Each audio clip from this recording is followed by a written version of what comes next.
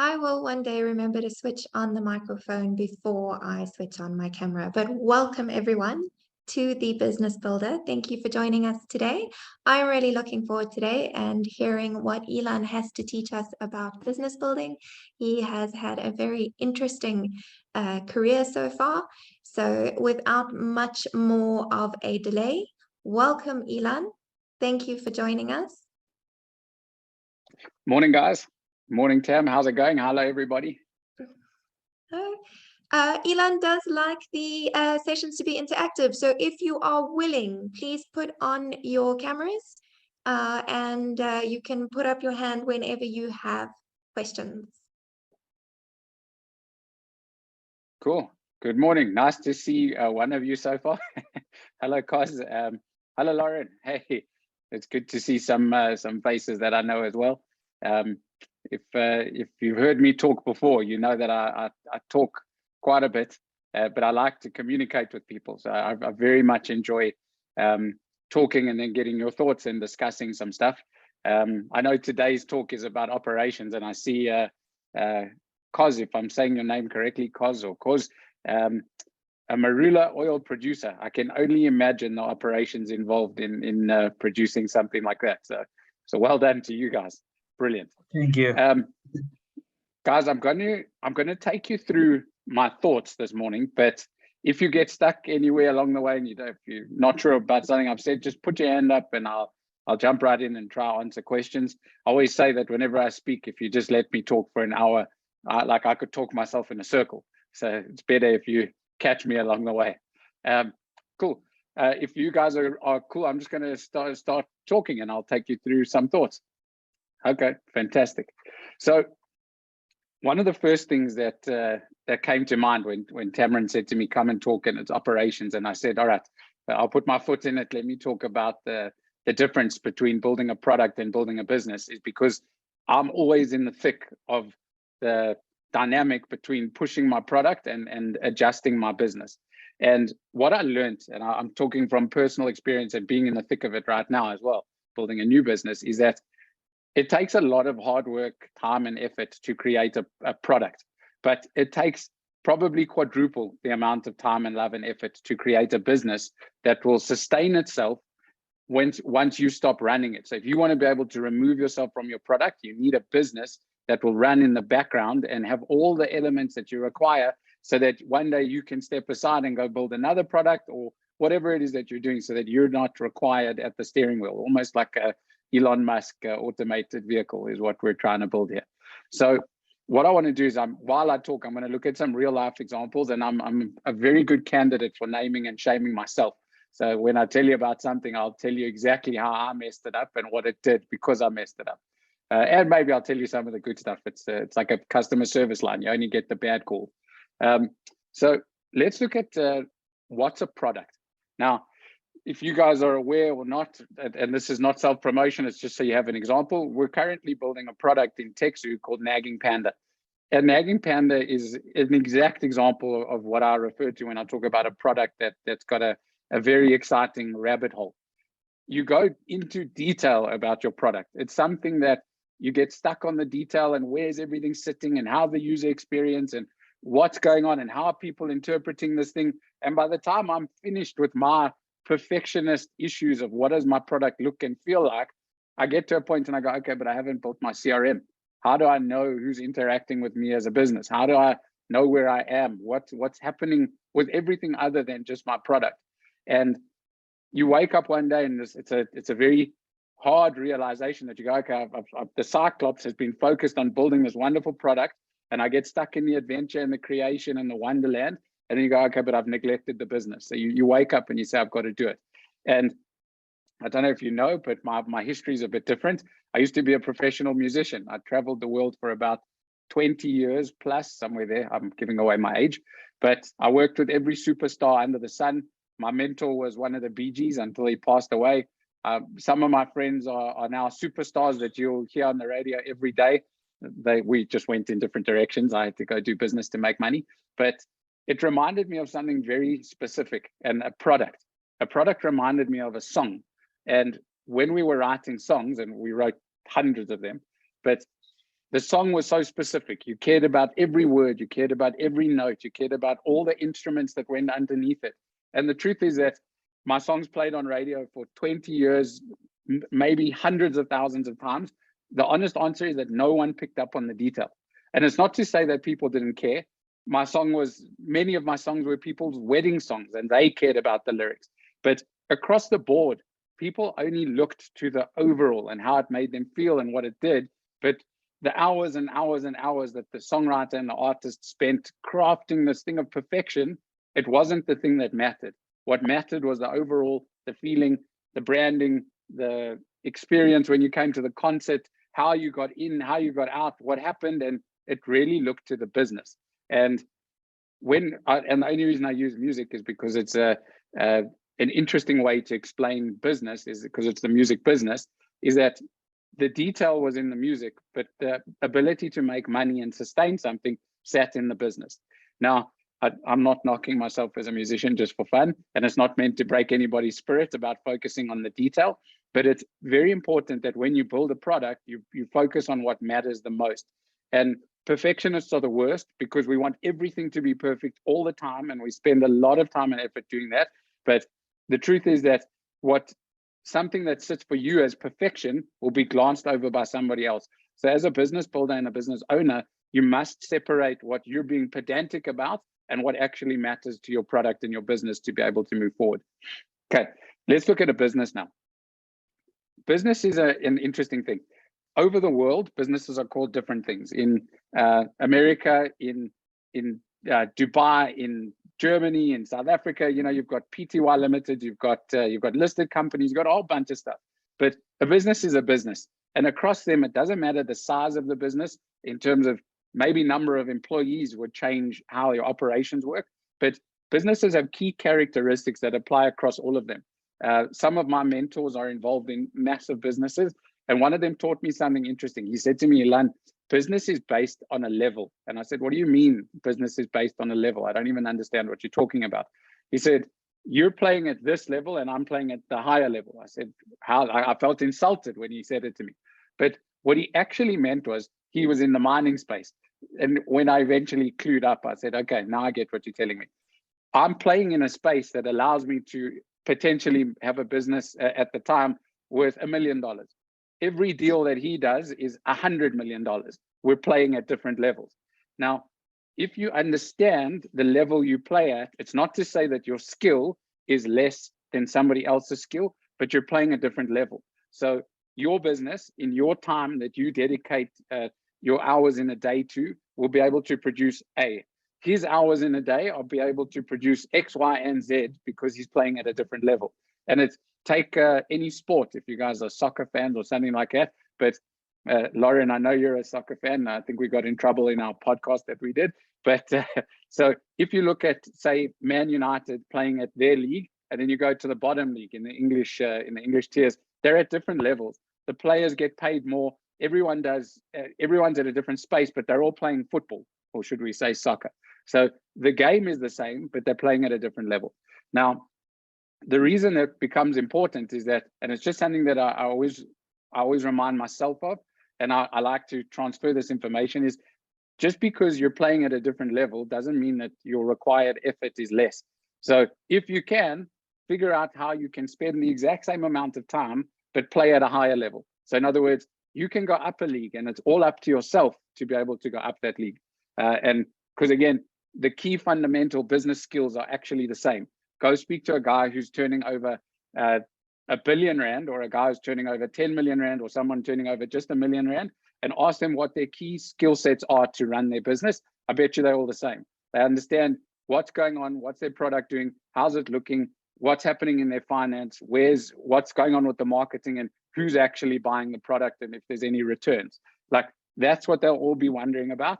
Then to get bigger, they'll start thinking about things like scale. How do I expand? How do I start selling to people in Costa Rica, or whatever it is? How do I grow my business? But the underlying thing is the same. So when we raise money, we had an expression that said, it takes as much work to raise R1 million as it does to raise $1 million. So go raise $1 million. Just figure out why you need it. So in other words, it's the dreamer in me saying, don't shoot here. Go for the stars. You miss, you get the moon. That's not so bad. So, okay, let's go a little bit deeper. Let's start looking at the operations of building a business. Now, obviously, inside of a business, there'll be different challenges across different business spaces. But like I've said above, before this, I was saying, you know, the fundamentals are the same, but take everything with a little pinch of salt and then apply it to yourself. So I know that in this room, we've obviously got accounting people, Lauren, Tamron. I don't know if anybody else is in accounts here. Cool, hands up there. Okay, so cool. So accounting spaces are interesting, especially for me with the cloud accounting environment that's going on. Because in your space today, if you haven't got it as part of your operations and you're not working with tech like in the cloud, and you're not focused on how you grow your business and understanding your reach and using all of your statistics, we've got to go back and really dive into some further operations. But let's understand some of the key stuff that you need to have good control over your business. So I'm glad that there's a few cloud accountants here, because it hits on my first point, marketing. Okay, operations might be what you do internally inside of your business, but one of your operations in your business must be marketing. If you don't tell people about your product, and in your case, it's the product of providing a service. So my product, let's talk Nagging Panda, is a system as a service. Your product is a service as a service. So in other words, you can log on to my website at naggingpanda.com. You can sign up and you can use the system as soon as you've signed up, even for free. But in your guys' world, you've got a service that you're providing, or in Koz's world, she's got a product that she's providing. The key is to market it.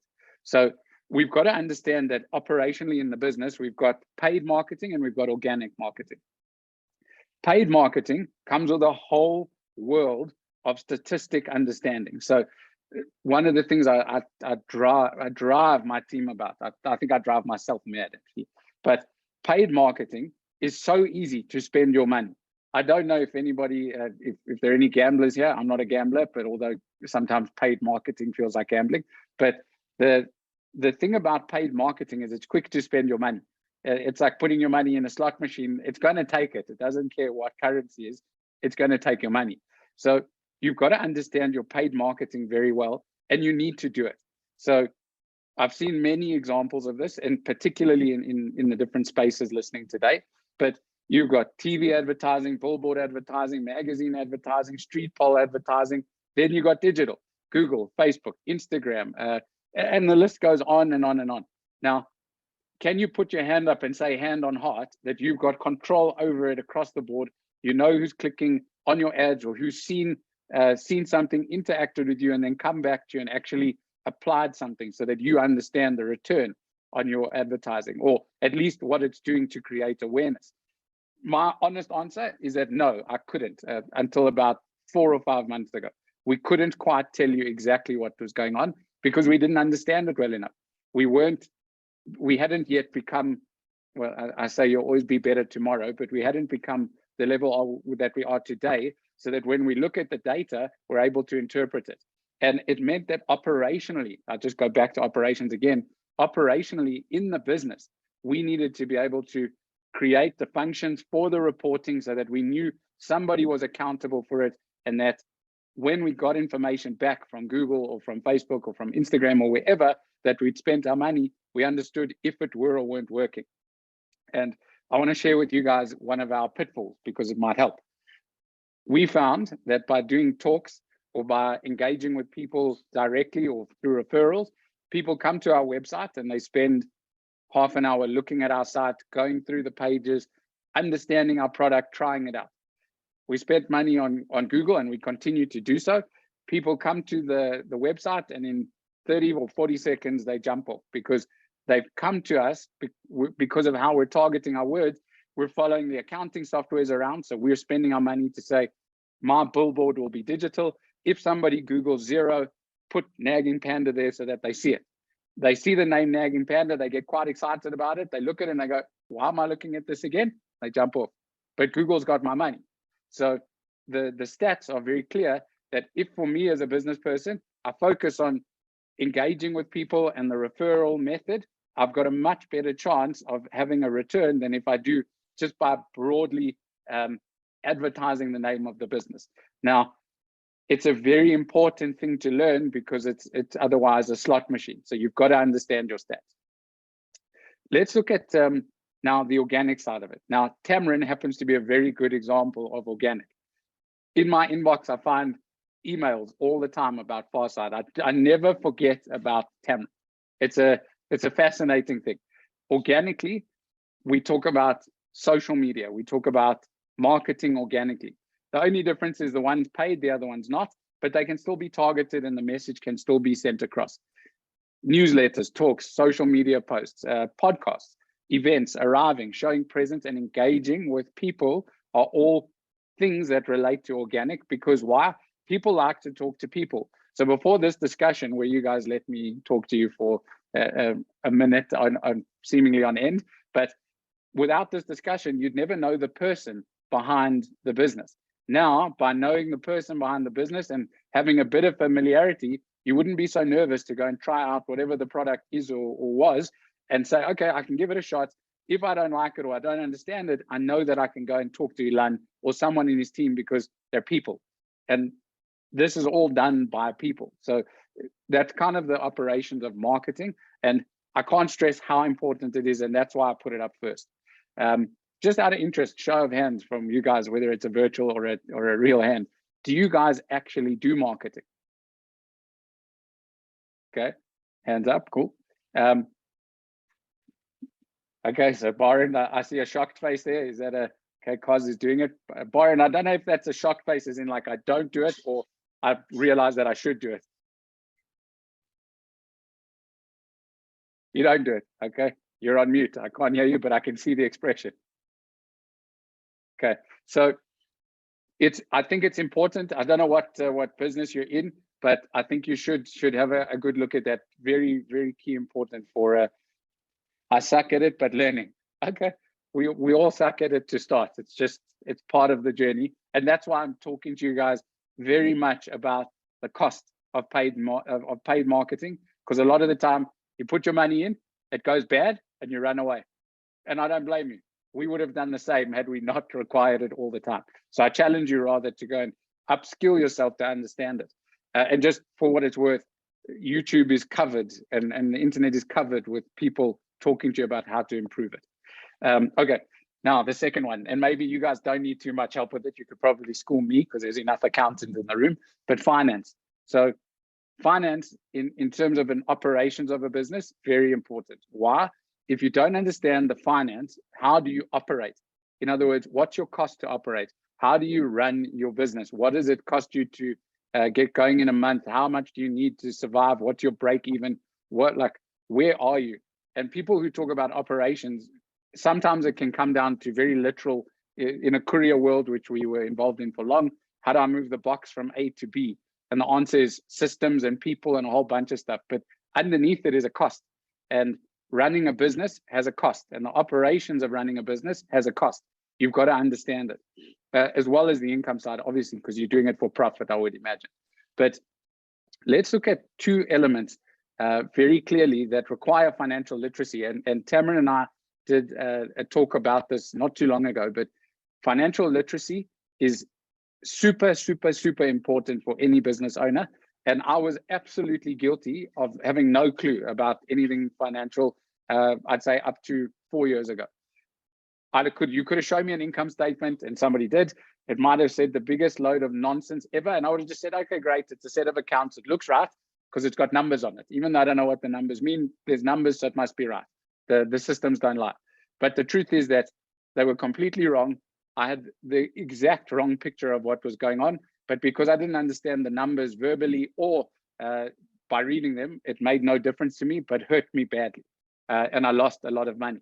But by upskilling myself, so that I got to the point, like I told Tamron in a discussion, that I do my accounts on my own for my local businesses.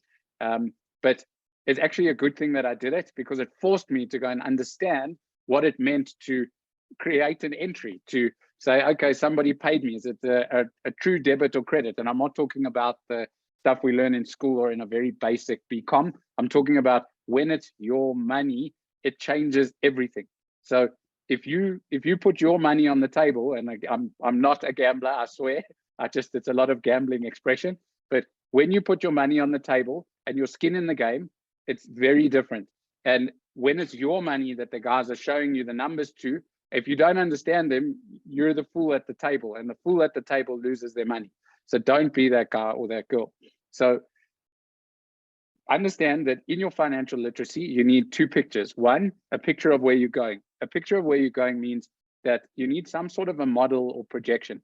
Now, we got very, very good at building projections. Our previous business was the debtors book building business, where we sold phones through a call center. So if we harassed you, I apologize.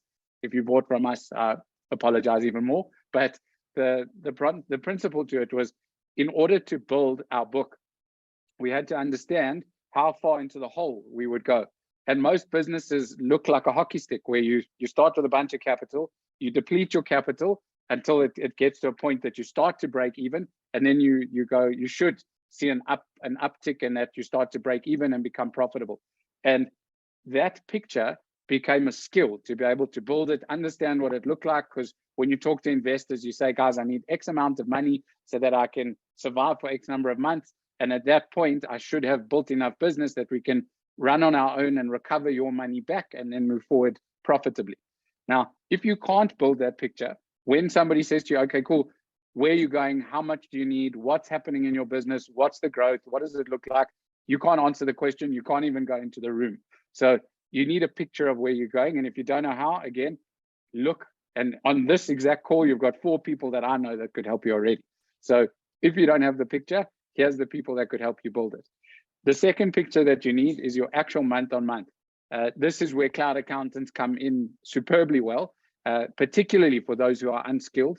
And I hope that you guys increase their financial literacy. I know that, for example, like Lauren, I know that you're very good with advising clients, and Tamron as well, telling them what's going on and increasing their knowledge in financial literacy. Obviously, making sure that operationally, you don't get penalized for being stupid. I get nailed for it because I don't remember things. So previous business, I paid my PAYE late. What happens to me? Thanks for coming. The penalty is imposed directly. There's interest on everything, and I just get hurt immediately for silly mistakes. So the operations in reminding to make sure that I didn't make those mistakes again were important. And it came down to simple things. Put a reminder in your calendar. How hard is that? But by not putting a reminder in a calendar, releasing the payment on time or whatever it is, costs you money. And that's really just stupid. So please don't make the mistakes that I did. Make sure that if you're working with somebody, they remind you, or they do it, or that operationally you do it. And just get your discipline in place. Again, you never learn a lesson like you do when you lose money. You learn very quickly. Okay, next operational key element, legal. Okay, now most people run away as fast as they can as soon as you say the word legal. You say the word legal, people think attorneys, costs, expenses, time, gibberish, because I don't even understand half the words. But the truth is that if you don't have some sort of legal element to your business, explaining your terms and conditions, dealing with customers and your internal. So if you've got staff, you need staff employment agreements or contracts, you need that stuff. The best thing that I could tell you about this is that if you don't have it, when something goes wrong, very soon after you'll have it, but it would have cost you a bunch of money. Again, that's business. Business talks to you in terms of money, and it talks to you in terms of finance. So legal mistakes are much better to avoid than to have, and then to deal with them as a problem after. I don't know, show of hands, who has staff? Cool, staff members. Everybody on the call got staff, or maybe you are staff. So just a thought, please make sure legally, as an operation in your business, you've taken care of your agreements nicely. You understand what can and can't happen. Lawyers have got these things, let's just call them available, because they're almost templated at this point in time, where you can get a template, you can put things in place, you can understand them, and operationally you can understand what to do if the need for an exit of a staff member comes up in your business, or a customer's unhappy. So I've never actually seen a cloud accountant's agreement, but what happens if somebody wants to cancel? How do you deal with it? What happens to their books? Do you just remove yourself from access and they carry on? Do they owe you money? Is it all agreed up front? How does it work? Make sure that you've got it covered. Okay, everybody cool up to here? Cool. So let's talk about tech now. So I'm quite interested to know from our oil manufacturer how they do things, but for the rest of the business that I'm involved in myself, and that I know a lot of people are involved in, their tech stack becomes very important. Now, for cloud accountants, you're already advanced and you're moving into that environment. So tech stacks, and I find it fascinating. People tell me I don't do tech stack. The first question I ask them is, do you use Google Drive or Dropbox or something like that? They say yes. I say, okay, cool. You use a tech stack. In fact, by using email, you pretty much start your tech stack. Now, a tech stack for me is a very important thing, and operationally, again, in a business, it becomes a key factor. How are you sharing information between you and the rest of your team in your company? How do you keep information about your customer? Now let's put it directly into an operations discussion, and I'll tell you about an example that came up yesterday. We've got a customer, in fact, a partner who's joining on board with us, and I was busy, so somebody else was going to go and take on the discussion with the partners so that they could move them forward. Operationally, there was a miscommunication. So luckily, I got involved in the conversation just in time, but otherwise, the guy that took over the conversation would have started again with the partner. And the partner would have said, but hang on, I've had these discussions with Elan. I've been through this. Like, why are you taking me all the way back? I'm at step 5, not step 1. And the actual answer was, he didn't look at the CRM. He didn't go first point of call to the CRM, see where the last discussion was with the partner or the customer, and then take it forward from there. Now, there's 2 things inside of that. If we didn't have the CRM to be able to go and see where we left off with the partner or customer, we'd have no idea. How would we monitor? How do we take it forward? And how do you make sure that everybody in your team is on the same page for everybody you're working with? So CRM becomes a big thing. And again, I'm giving you guys a behind the curtain sort of look at what goes pear-shaped in a business. But it's very important that you are up to date with where you are with your customer. And again, so hand on heart, in your businesses, do you guys have whether it's a tech-based CRM or your own CRM, do you have a way to know where you are with your customer? Okay, I see one nod. Cameron's giving me a 50-50. Lauren's not so sure there. Renell, no, I'm sure we just don't run a CRM. We've got like a whole lot of other things that run it. So a CRM would make more sense, but not for new leads. Okay. Just out of interest, what do you have to run it? So we use, for our proposals, we use a system called Quotient. So it keeps track of like outstanding proposals, it sends reminders, all that kind of stuff. And then we use Data Grows, which keeps track of the clients that are currently on our database. But we would run it through Quotient. It would be good to have a CRM, but yeah, for now. Cool. But something's running it, right? Yeah. Okay. So as long as something's running it, okay, cool. So for me, and this is now where like, like when the hair on the back of your neck stands up because you can have a sleepless night. For me, it's the CRM. And I drill myself on it because as soon as you work at scale, so let's say, remember again, different businesses, different scales. Nagging Panda and TechZoo wants 1 million customers. If I don't run it neatly from the ground up, at some point I'm going to fall over. So when you look to scale and to grow, you want to find the ability to put in place the mechanisms that you can rely on as you get bigger. And if you're at scale already and what you've got is working for you, fantastic. If you're on your way up and you're growing, keep in the back of your mind that scale is very important if you're achieving it. So for example, again, I keep going back to the oil stuff because it's as physical product, I'm sure there's a scale required and wanted there. Now, that would probably deal with a whole lot of stuff inside of retail or wholesale or something like that. So you've got to know who your customers are, who you delivered something, what did you deliver them, how did you deliver it to them, did they sign for it, didn't they sign for it, did they pay you for it, didn't they pay you for it? There's got to be some way of keeping track. And we did it before. So I was involved in that book building business and we took care of everything from A to Z, which included finding the lead, vetting the customer, taking them through the process, delivering to the customer, making sure we deliver to the customer, and then collecting money over 24 months. And I can tell you, logistically and operationally inside of that, the nightmares that can go on, it all came down to CRM, which eventually we built for ourselves. But in today's world, you can find these things, they're pre-built, you've just got to use them effectively. Some examples just that might be useful to you guys. I don't know what product you use, and I'm not punting these, but I'll just give you examples of what we use. We use ClickUp so that we can talk to each other as a team. When I say talk to each other, I don't mean like Slack, where you would communicate messaging. ClickUp is more like Tamron's doing this, Lauren's doing that, Renel's doing this. These are the dates at which they needed to be completed by, and are they done? Aren't they done? There's too many little tasks for a business owner and an entrepreneur to remember to do on a daily basis and check their team and all those things. So by writing it down, putting dates to it, assigning them to people, and making sure that they're achieved, it really helps to move the wagon along. We obviously, you guys don't need any push in this direction, but I would imagine, but accounting software, my suggestion is be on the cloud. Funny enough, one of our funders, they won't go to the cloud. It drives me absolutely mad, because every time I ask them for a where we at, what's going on, it's hold on, I'm getting to my computer. I'm like, just go onto the cloud and add me as a user. These are simple things that I think businesses should be adopting. If you're a web-based business, or if you have a website, you need to understand things like, are you hosting correctly? How are you sending your mails? Like example, take Tamron's mail, for example.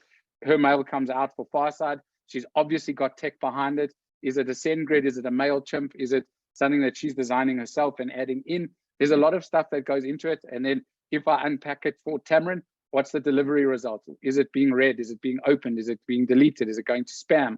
What's happening with it? Is Tamron sending it for the sake of herself feeling better and there's no result, but she feels good because she sent it? Or is there actual interaction?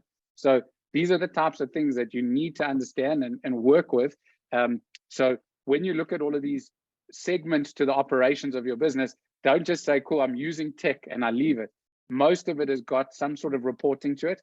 And in fact, if it doesn't, you shouldn't work with it, but you should be understanding those things again, because don't do stuff just for the sake of doing it. You've got better things to do with your time. Okay, let's look at your supplier stack. So supplier stacks are key to operations again. I've repeated that, but we should know actually everything I mentioned in here is operation driven. Supplier stack becomes super duper important. Now, if we're looking at a supplier stack and we're talking to cloud accountants are part of the supplier stack. So a supplier of service like Nagging Panda, if I'm using, so Nagging Panda would really fall under a tech stack, but a supplier stack would be, who's my accountant? What are they? How are they running it? Where they're based? If I'm in the oil business, how am I delivering the oil? Who's my supplier? Am I working with DSV or Courier IT, or who am I working with to get this done? Do I understand my agreements with them? Because operationally, you can't control your supplier. And if your supplier messes up, it's you. No one's going to phone the courier and shout at them because their Take-A-Lot order was late. They phone Take-A-Lot to shout about the courier. So your supplier has a very big impact on you as a business, particularly when it's customer facing. So as an accountant or a cloud accountant, you will have a lot of impact on a business because they need your information to be financially literate and understand what they're doing. But if you touch their customer, you actually play a much bigger role in their customer facing business and how they deal with their customer on a daily basis. And now you can actually impact their reputation. And that becomes a massive thing. So again, just going back, and I'll combine the two.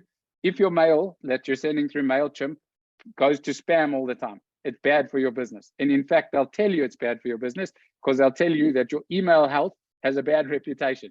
That's not good. So there's a lot of across all of these things.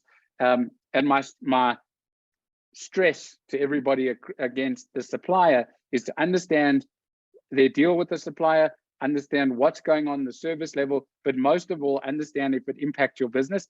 And again, I love example. We worked with a few telephony providers when we were in the call center business.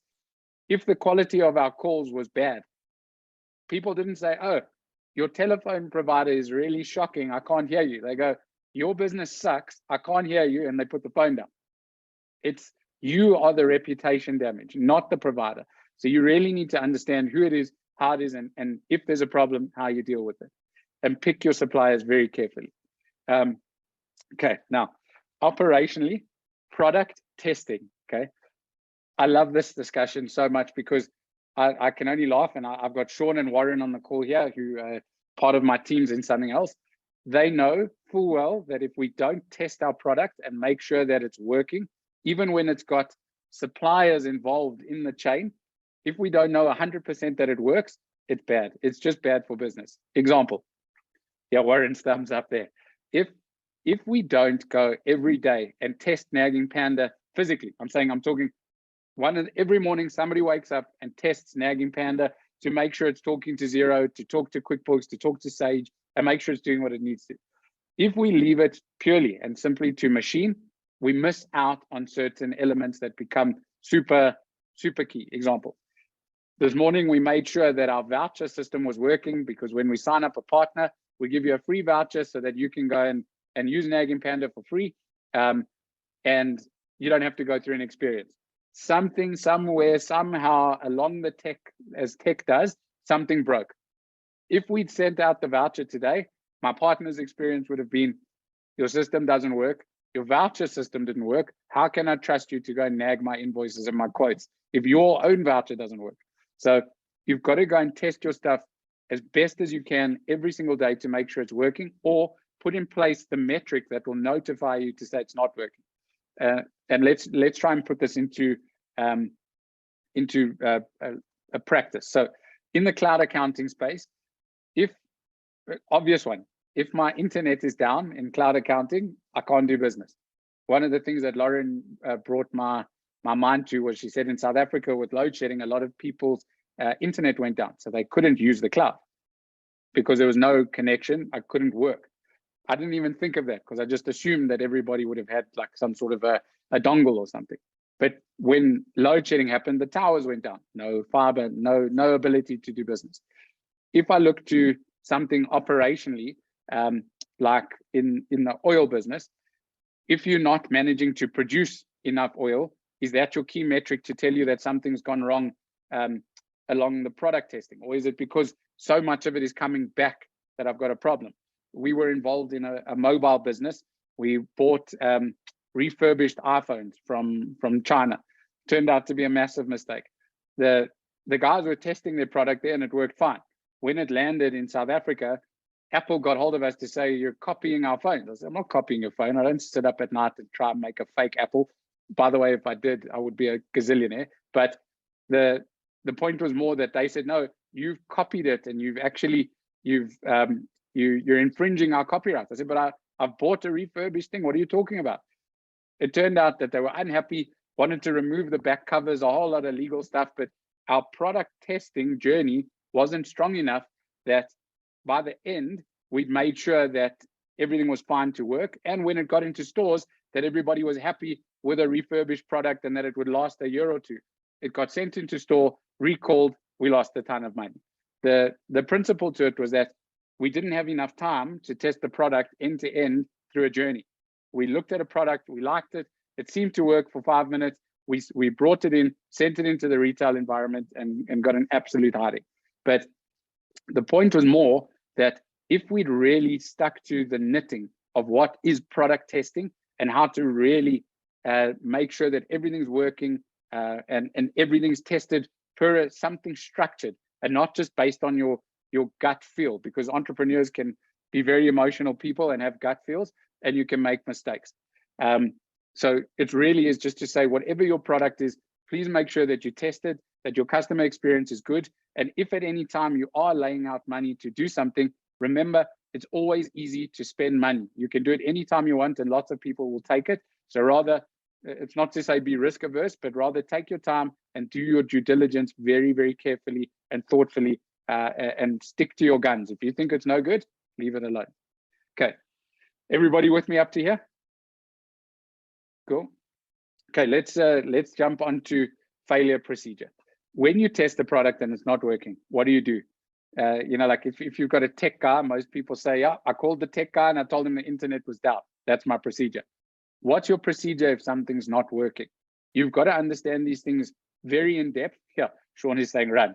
So the key is to make sure that you have a procedure for when something goes wrong. Now, we're involved in a payment gateway, and part of the procedure there is when something goes wrong, there's another person on the end of another computer or phone somewhere, or a POS machine, clicking the button to say pay, or swiping the card to say pay. You know, when you get to the till at pick and pay, you do the blow the card, wipe it clean, swipe again, and everyone's going, you know, it's declined, and you feel embarrassed.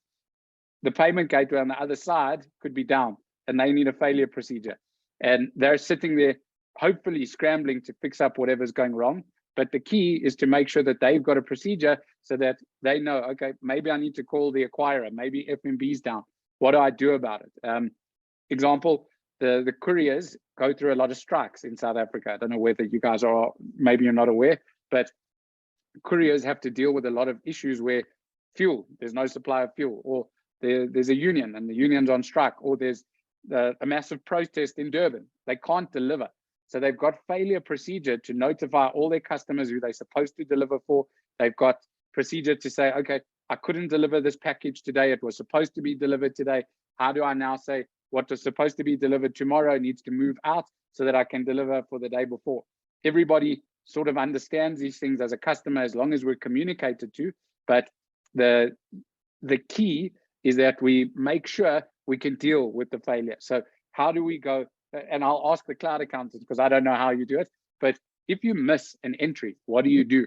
How do you tell your customer, listen, I missed it. It's supposed to be in this month, but I'll claim the VAT on it next month, or whatever it is. There's obviously room for error in an example like that, or rather there's room for a catch up on an example like that. But what do you do when you make a mistake, and how do you plan for when it happens? Because it's going to happen. How do you plan for it so that you recover?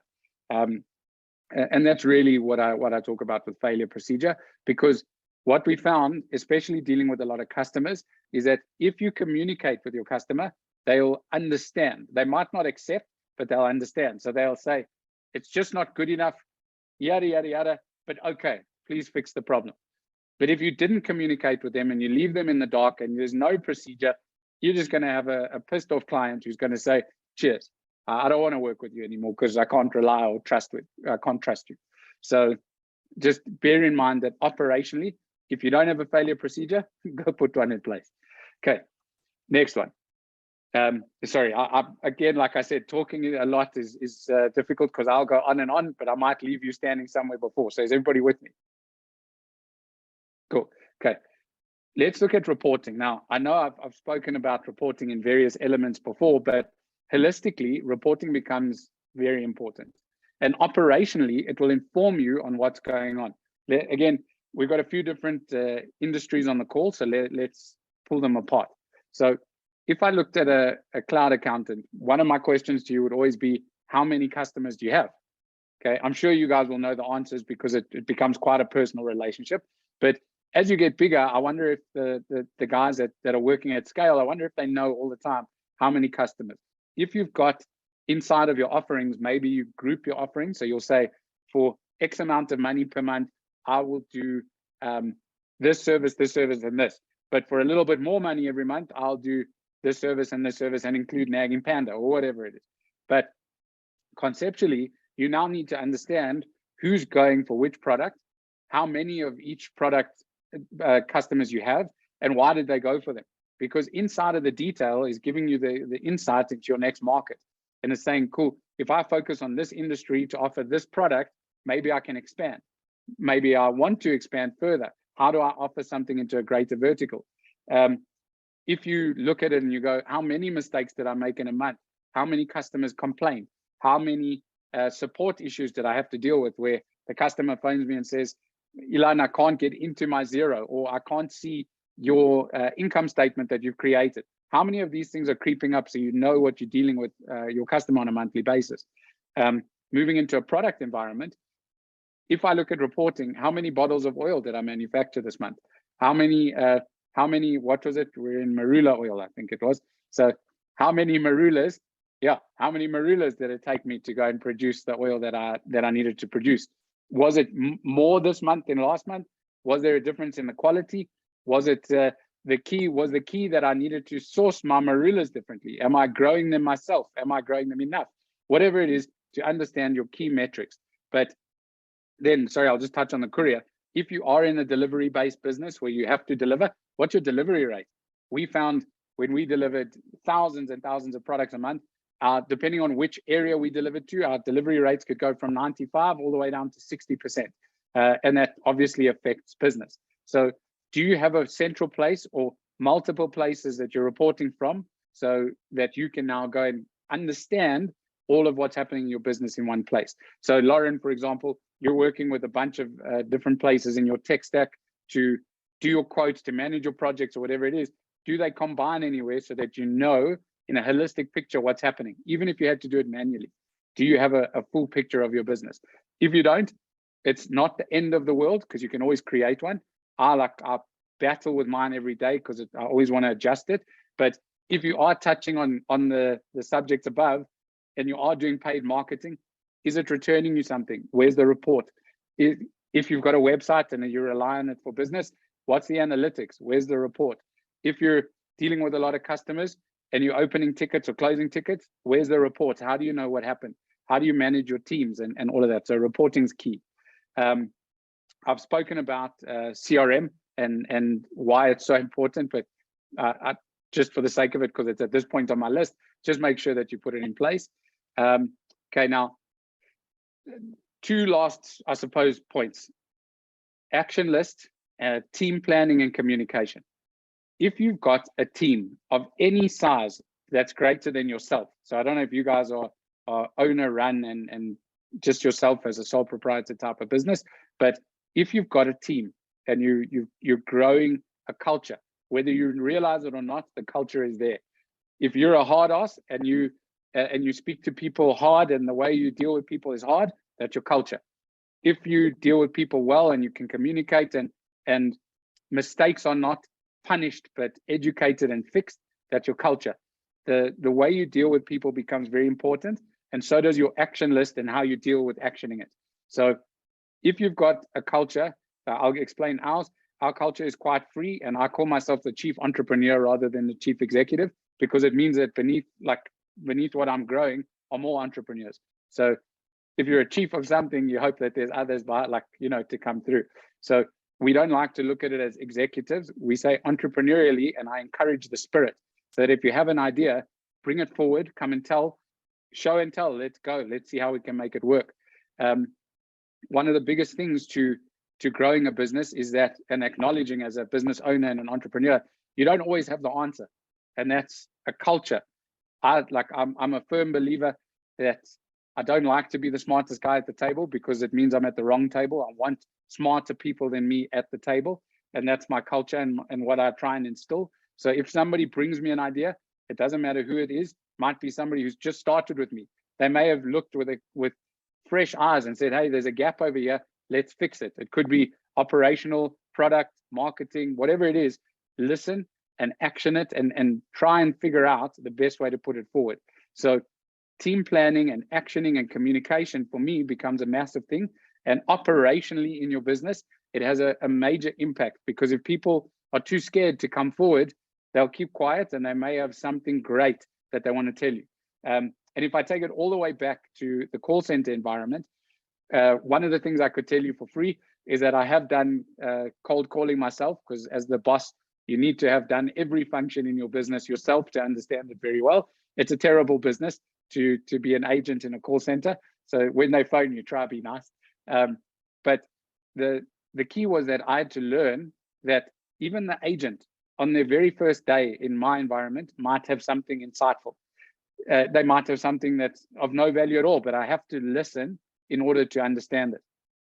So by listening to the people that put forward ideas and encouraging that spirit to grow themselves, you'll grow your business. It's inevitable that people will bring you something of value. And finally, it brings me to my last point of operations, is that when you're working inside of a business, you still need to remember that you've got two ears and you need to use them both. the market is going to tell you what you need to know.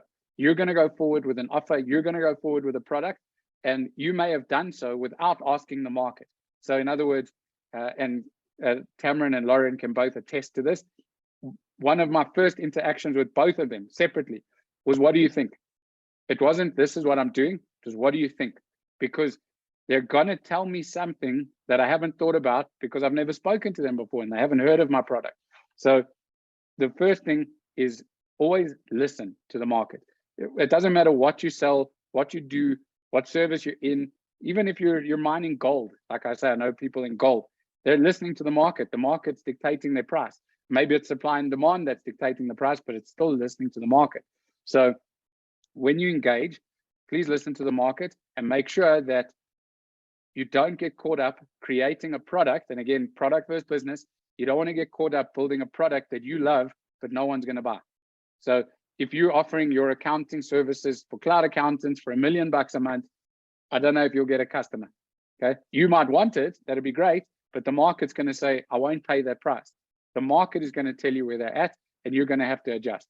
Now, to do that, again, you have to have operationally, you have to have systems in place to be able to take what the market's telling you, prioritize how you go and adjust your product, and then put something into practice and take it forward. And again, I'll end off with a show that this is how we do it. Nagging Panda started last year with a completely different product offering. It had one package, it had one offer to the market, it had everything in one box. And the market said, we don't understand, we don't want everything, we can't work with everything, we won't use everything that you do. So instead of taking some of it, we'll take none of it. And rather than sitting and going, okay, well, then we're out of business, we said, right, let's adjust it. So you want this, and you want that. Cool. I'll put them into different boxes. I'll price them differently, but each person will feel like I've considered them. All of a sudden, okay, you're giving me less. It's even at the same price, but now I feel comfortable because I'm in my box, but you see me as an individual. Now the customers are happy and the partners are happy. So by listening to the market, you'll grow your business forward, even if you have to go one step back. And that's pretty much it in a nutshell for what you need to operationally do it.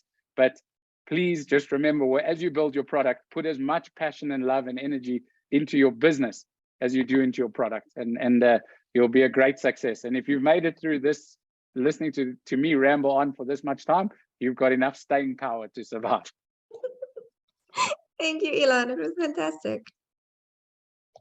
Cool, guys. So any questions, please, you're welcome. Anything at all, even if it's not something that I touched on, anything that I might be able to provide some light on. I love a good challenge. Sean wants to know what your favorite color is. It depends on the day. Sometimes it's this ice cream and sometimes it's that ice cream. Okay, but if everybody's cool, that's cool. Otherwise, you're welcome. Well, that's great, Carl. Thank you very much. Sir Elan, thank you very much for the presentation. Much appreciated. Sure. And so you touched on a CRM. Do you have some recommended softwares that one can use? We're trying to implement CRM because we're a startup kind of, and what we realize is that there are a lot of stakeholders, and sometimes we are not able to track them properly. So we're trying to put in a CRM system in place. Do you have any recommendations that you can share with me? Yes. Yeah, I do. So I'm glad to hear that, because it means what I said makes sense. So the first thing that you want to consider obviously will be the features that you require and the price that you're willing to pay. Some of them are super duper expensive. Like, for example, we found Salesforce, we would have loved to use it, but it was saying like 12,000 euros for whatever it was. It's out of reach for a lot of startups. So go and have a look at things like Pipedrive or Zendesk or HubSpot. There's so many of them, even Zoho. So HubSpot is the one that we actually ended up using. It had a lot of features that we required, but just some food for thought, and not to penny pinch, but some of the everyone will want to upsell you on their product, right? And they'll, generally speaking, give you different levels. So you could say, take HubSpot, for example, they'll have a starter, a professional, and an enterprise, or whatever their options are. But you don't have to go and take a professional package across the board. You might only need starter for services and then professional for sales. And these types of things are things you should consider very carefully, because otherwise your tech stack cost will ramp up very fast. And they provide a great service, so it makes sense that they want to charge a lot of money. But for startups, it will scare you away quite quickly. So just go and compare and understand which functions it is that you need, and try and build the best package that you can.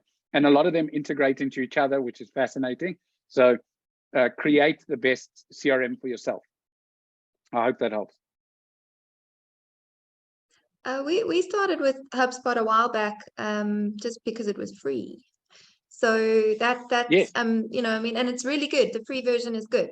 So I ended up, that's why I was like doing this when you asked if we had a CRM, because I don't use it very well the way it's supposed to be used, or a HubSpot. So we actually ended up just going off it again, and we use Asana for project management and task management, and that works well to keep the team on top of things. And that also has a free version that's really good. So I think I suppose it, as you say, it depends on what you're looking for in terms of, do you need sales, or do you need customer care, or do you need to manage your team? There'll be different options out there. Yeah, and most of them, like you're saying, most of them will have some sort of a free offer. Zendesk is a good, sorry, not the other desk, Freshdesk. So Freshdesk actually has a free offer as well for customer service. But yeah, I'd have a look at all of them. Either, if you really want to, you can get into some nitty gritty of it, but Monday.com, also brilliant. And you can automate a lot of stuff between your boards and things. But as long as you're keeping a list of and keeping track somewhere, you'll be off to a better start than having nothing. Sean is saying Microsoft Dynamics for enterprise. Sean, payment gateway spaces and big budgets. So don't worry. So you can, and Microsoft's fantastic. So they've got a lot of stuff. But yeah, any other questions?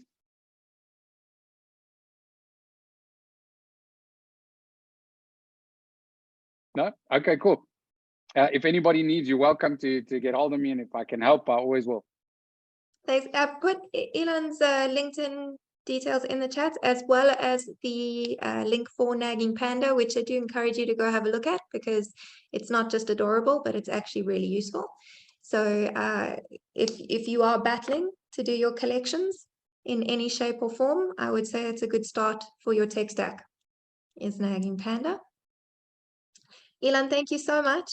If I've tracked things properly here, you've taken us through marketing, financial literacy, legal, culture, customer stacks, tech stacks, product testing. It was actually so much that I am likely to watch this recording more than once, I think, in order to get it all in. And we will share the recording with everyone who has attended. So if you feel the same, you may listen to Elan again and again. But thank you so much, Elan. I really appreciate it. For those of you that are visiting Business Builder for the first time, I'm going to pop a link in the chat for you. Please do come and join us. We do a 30-day free trial.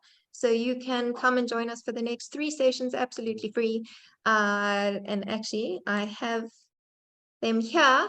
We are doing cybersecurity with Richard Jackson next week. We are doing growth and efficiency with Lauren the week after. Hi, Lauren. And Elan was talking about financial literacy earlier. If you need help with your financial literacy, you need to join us at Lauren's session on the 15th. She's going to run you through everything you need to know about your accounting. And then the week after, I will take you through governance and director's duties. So if there's anything you want to know in that area, please do sign up with us, do our 30-day trial. You can always cancel before your payment goes off if you really don't enjoy being with us, but we hope you stay. Thank you for joining us, and thank you again, Elan. My pleasure. Thanks, guys. Have a great day. Enjoy your day. You too. Thank you. Bye.